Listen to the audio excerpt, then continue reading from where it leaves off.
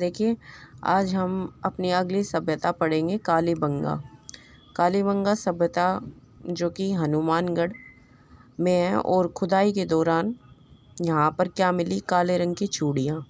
तो काली रंग की जो चूड़ियाँ मिली है वहाँ से काली लिया गया है। और पंजाब हनुमानगढ़, आपने अगर मैप देखा होगा राजस्थान का, तो हनुमानगढ़ के साथ कौन अटैच है, पंजाब, जहाँ पर चूड़ी को हम कहते हैं बंगा।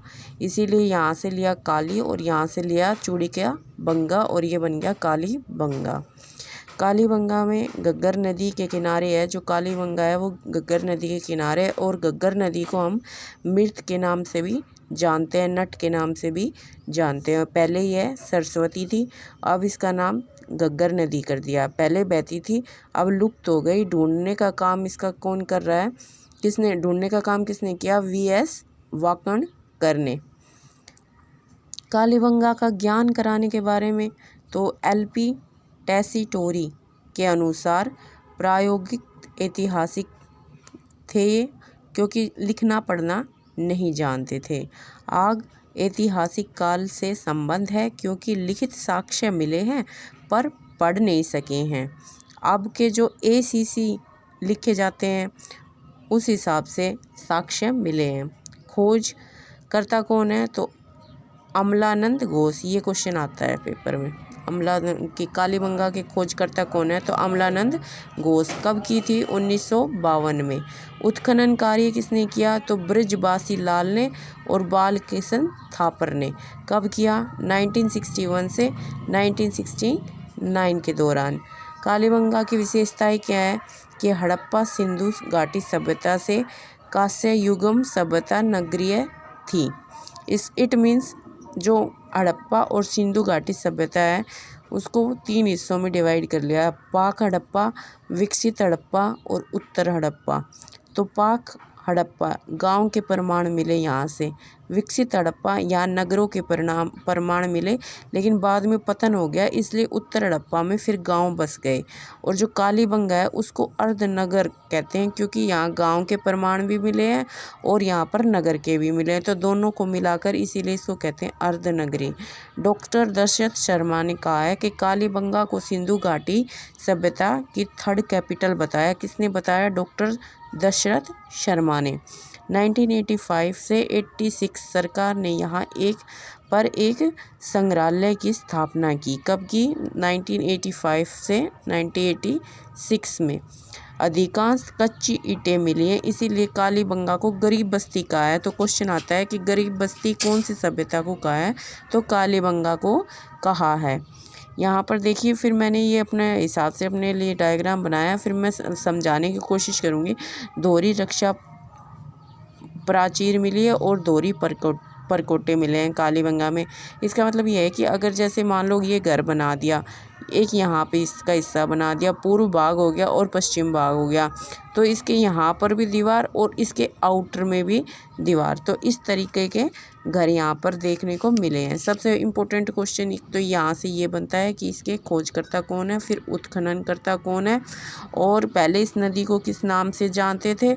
और इसमें एक चीज़ ये इम्पोर्टेंट रखना कि इसको कालीबंगा को ना तो हम गाँव में शामिल करते हैं ना नगर में, इसको अर्धनगर कहा जाता है। और कच्ची ईंटों के सबूत कहाँ से मिले हैं, तो कालीबंगा से मिले हैं, और इसको गरीब बस्ती कहा। आगे देखिए, इसमें कहता है आज़ादी के बाद 1947 विभाजन हो गया, तो देश 2 हिस्सों में बट गया। एक तो हो गया भारत और एक दूसरा पाकिस्तान। तो जो सिंधु सभ्यता के महत्वपूर्ण स्थल थे वो सारे किस में चले गए, पाकिस्तान में चले गए। लेकिन फिर इसका उत्खनन कार्य किया गया तो 2 हिस्से निकले, एक तो रोपड़, एक कालीबंगा। रोपड़ कहाँ था, पंजाब, और कालीबंगा है हमारा राजस्थान में। भारत में सिंधु सभ्यता के स्थल तो राखीगढ़ी हरियाणा, धोलावीरा गुजरात, और कालीबंगा कहाँ है, राजस्थान में। इसकी ट्रिक मैं यहाँ पे लिखी हुई है, राधा काली। तो रा से राखीगढ़ी, धा से धोलावीरा और काली से कालीबंगा। इसको याद करने की ट्रिक आप चाहो तो अप्लाई कर सकते हो। मैंने तो अपने हिसाब से अपने नोट्स बना रखे हैं, मुझे ऐसे याद हो जाता है इसलिए मैं लिख लेती हूँ। साक्ष्य क्या क्या मिले कालीबंगा से, तो कालीबंगा कहाँ है, हनुमानगढ़ में है, और हनुमानगढ़ कहाँ है, राजस्थान में। और जो कालीबंगा के लोग थे वो कृषि पर निर्भर थे।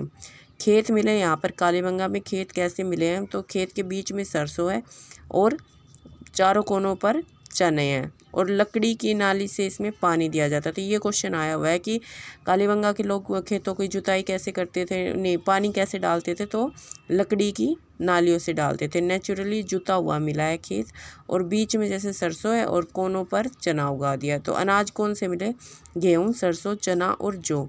पानी कैसे देते हैं, तो लकड़ी की नाली से। चबूतरे, चबूतरे क्या होते हैं, ईंटों से बनाते थे अनाज का संग्रह करने के लिए, अनाज को इकट्ठा करके रखने के लिए। और यज्ञ, 7 अग्निवेदियाँ मिली हैं। बाजार में मोहरें कैसी मिली हैं, बेलना आकार मिली है और ऐसी मोहरें जो मिली हैं वो मेसोपोटामिया में भी ऐसी ही मिली है। इसीलिए हमने आइडिया ये लगाया कि कालीबंगा का जो व्यापारिक संबंध था वो मेसोपोटामिया से था, क्योंकि दोनों में सेम एक जैसी क्या मिली, मोहरें मिली हैं। फिर यहाँ क्या हुआ, अचानक से भूकंप आया और लोग मरे। तो 3 तरह की कब्र मिलती है। 3 तरह की कब्र के कैसी होती है ये मैंने लिखा हुआ है, मैं समझा देती हूँ। भूकंप के साक्ष्य मिले हैं और संधान पद्धति यानी कब्र मिली है। तो एक तो आयताकार, आयताकार होता है रेक्टेंगुलर, तो 100 के साथ मिला है ये भी। इसमें मर्द भांड मिले जो मिट्टी के बर्तन, कैसे रंग के, लाल रंग के और काले रंग के यहाँ पर बर्तन मिले हैं। किसके साथ मिले, ये 100 के साथ मिले और 100 किस में मिला, आयताकार में। गोलाकार मिले, वर्ताकार यानी गोलाकार, युगम शव यानी कि युगम मीन्स दोनों के, नर और नारी दोनों एक साथ मिले। इस ऐसी जो हमारी कब्र मिली उसमें ऐसे में दोनों मिले। और फिर हमारा मिला मिश्रित कि आगे से आयताकार और पीछे से गोल। तो बालक की खोपड़ी मिली यहाँ से, और खोपड़ी में कितने छेद मिले, 6 छेद मिले। तो इससे हमें पता चलता है कि यहाँ पर कि अपनी भाषा में वो इसको डाम देना कहते थे और वैज्ञानिक भाषा में इसको कहते हैं हाइड्रोसिफोलिस यानी शल्य क्रिया। सिर में पानी भरता है उसे निकालने की विधि होती है। तो इससे पता चलता है कि यहाँ के लोग काफ़ी एडवांस थे, उन्होंने पहले ही ये सारी जो आज हम साइंटिफिक तरीके से करते हैं उन चीज़ों का भी उनको ज्ञान था। इसके बाद फिर देखिए कालीबंगा के जो घर मिले वो कैसे मिले हमारे।